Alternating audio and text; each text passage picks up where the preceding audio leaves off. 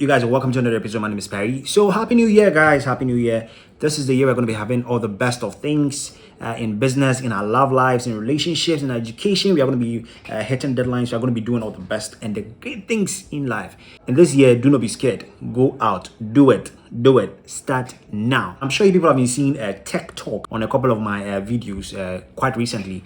I've unboxed a couple of gadgets and it was tech talk that was embossed on it, and most of you are asking what is it. So tech talk is basically one of the playlists whereby I just talk about everything tech. So as a creative, I've realized that I use tech a lot in the hardware bit, software bit, processes. These are things we do on a daily basis. So I'm going to be sharing some as creatives using technology to enhance and then get the best out of our businesses and our processes basically. So if you are seeing tech talk, it's nothing scary, it's nothing hunhudious, it's basically me. And I also realized that it's something that I should be sharing because this is something that I do aside there. Welcome to my YouTube channel, So once I can be able to share that bit of my life as well, then why not?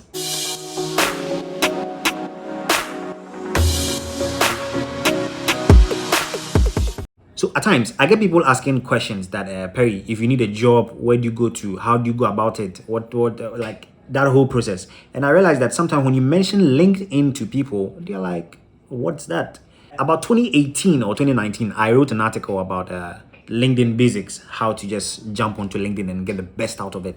And yes, by then it trended. By then I hadn't started all these things and I didn't know, I hadn't planned I would be starting or anything like that. It did well then, especially in the professional circles. So recently, once again, people got in touch asking to optimize their CVs, how to optimize their platforms here and there.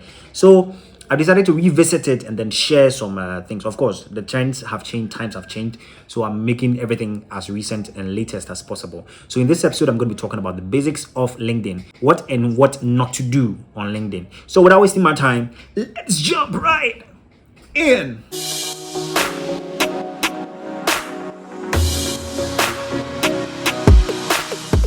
So before I jump onto the pointers, what is LinkedIn? LinkedIn is more or less a Facebook for professionals. That was magic, but it's simply a Facebook for professionals. Ordinarily on Facebook, you go there, you share pictures, you share posts, you share updates, you can add URLs, links, videos, anything at all can go onto Facebook because it's more or less generic. But if you are churning this out for a professional, then that means everything you're going to be posting and sharing on there will be linked to professionals. Now on LinkedIn, people get jobs, people post openings so that you can apply for jobs, people get networks, people get connections, people get to jump onto contracts, people get courses, professional courses, PhD courses, masters, undergrad, internship opportunities, networking opportunities, fellowship sessions. All these are benefits of LinkedIn.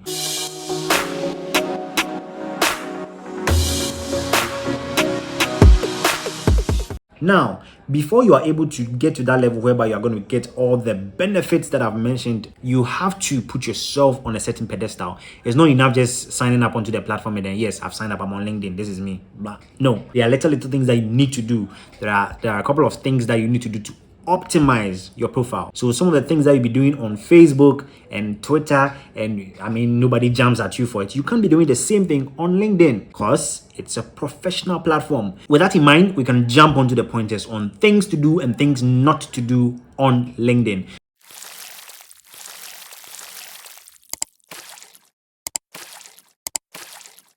So first on the list, filtered profile pictures. Yes, it's not uncommon. I mean, Gen Z's we like filters. When you're taking pictures on Instagram, there are filters. On Facebook, there are filters. Even on LinkedIn, if you're posting pictures, there are filters. Filters are just to enhance your picture. But there are certain types of filters that we use on pictures whereby it is not professionally pleasing. On Snapchat, there are filters that will put love on your faces, put some flowers on your head. You can't do this on LinkedIn. You can do those things on Snap, leave those things on Snap and Twitter and the rest, but not on LinkedIn. Because if you want a potential employer to see you and then jump onto you based on your skill set and stuff, and this is the first thing. I mean, LinkedIn is basically like an online CV. If somebody's just checking it out and then here are you in pictures whereby you have flowers on your head and whereby your face is, you have a dog nose, dog mouth. We don't do this on LinkedIn. Secondly, nicknames. Now, growing up, high school, senior high school, at all times, people get to call you by your first name and then your surname. Along the line, there were instances whereby, because of maybe an experiential situation or some popular thing that happened, you get to have a nickname. If you are growing, sometimes these nicknames can become embossed on you forever. But no matter how much it does, you don't get to use your nicknames as professional names on LinkedIn. The name that you are not having on your CV, you can't put that on LinkedIn unless, in very rare cases, that nickname has become your brand name. You can have the nicknames, you know. I mean, I've seen celebrities like Sarkodie, Kenata, but on LinkedIn, his name is not Kenata. You get the point. So there's a time to have that brand name and nickname. There's a time to be professional as much as you can.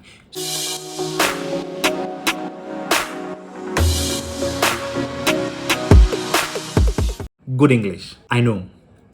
It's not our first language, but growing up, we learned virtually everything in English. We learned how to answer to "How are you?" as toddlers before we were able to even answer "It is saying." These things are basic. Nobody is expecting you to have everything 100%.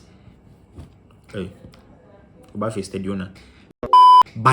that level that we've all been passed through, the basics. If you're sharing things on LinkedIn and your English isn't good, then there's an issue. Back in high school, when you at the mention of English language, trying to get A's in WASI, people be asking you to blend with a mo, which simply means, do we learn English? You know, I believe in as much as we are pursuing perfection, we should be able to get to that level whereby we don't settle with mediocrity. At your workplaces, you do your reports in English, you do your strategies in English. If there's a presentation, it's in English. I mean, it depends on the audiences and all, but generally, about 85% of the times, it's in English. So I don't see why you should have an excuse to say English is not your first language and so you want to be mediocre in it. It doesn't work that way. Even the people fighting for this agenda, your CVs are in English. If you're going on LinkedIn and you want to get all the best out of it, you should get ready to use good English, because the 10,000 plus people that you're going to be competing with, they are trying their best. So what prevents you from doing the same?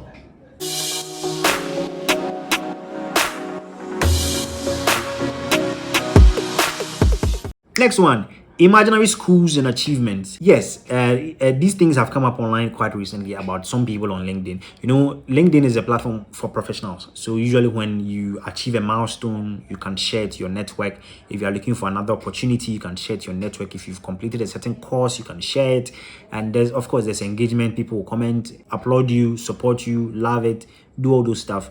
But I mean, we've had cases whereby some people just come and tell you that I completed Harvard in 2018. I did this with the Queen of England.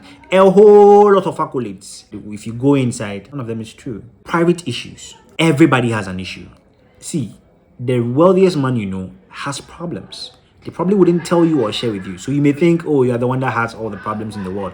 And for LinkedIn being a professional platform, it is not ethical. It's not ideal to jump onto LinkedIn and be telling people about the fact that you've not eaten for the last 2 weeks, and your mom is undergoing surgery, and because of that, your 2 kid brothers have been sacked from school. Like, it's a whole lot. Yes, there are ways to go about it. Let's say if it's a donation or something you want to share amongst your professional network so that they donate or do something, there's a way to go about it. But there are people who just go onto LinkedIn and they start soliciting for funds, and sometimes it's not soliciting, it's more or less pestering. They want to tell you that, hey, I need it, give me. Usually when you don't give or you look away, you are the bad person. Let the purpose of that platform be met and stick to it. Arguments and insults. Arguments happen everywhere. Debates happen everywhere. I mean, on Twitter, it's crazy. It's more or less like a banter. Somebody throws, you throw back. Sometimes you need to be very careful how you go about debates and banters, especially on LinkedIn, because it being a professional platform, you are expected to behave as a professional.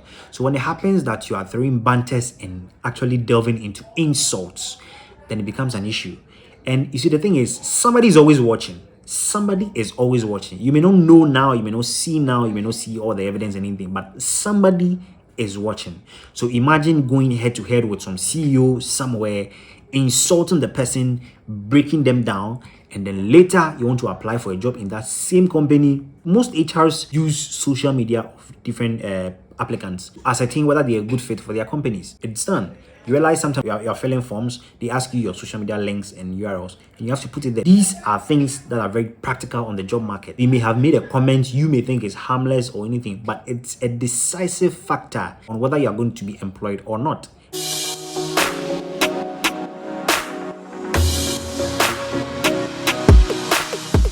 Next one, inheriting enemies. Yes, I know this one cuts across. On Twitter, sometimes you see your favorite person arguing with somebody else and you tend to take a side, even when sometimes you know your favorite person is wrong. It happens everywhere. Similarly, on LinkedIn, as a professional platform, it's important to know your boundaries. I say this because sometimes when it comes to politics, yes, people have different ideologies when it comes to politics. They have the freedom to select who they want to vote for. So when you as a third party or as a bystander tends to jump on every single available bandwagon just to throw banters around, be very careful, because sometimes you may be trying to be political but you are going overboard. And first and foremost, nobody even called you onto that conversation, so you can just watch and then pass by, because the arguments that you can make on Twitter, on Facebook, is not the same that you can do on LinkedIn. And some people go as far as insulting just because they support NPP or NDC. Racism. This is a problem that has been rocking the world since the last century. Personally, I'm very emotional about it, but I tend to be either indifferent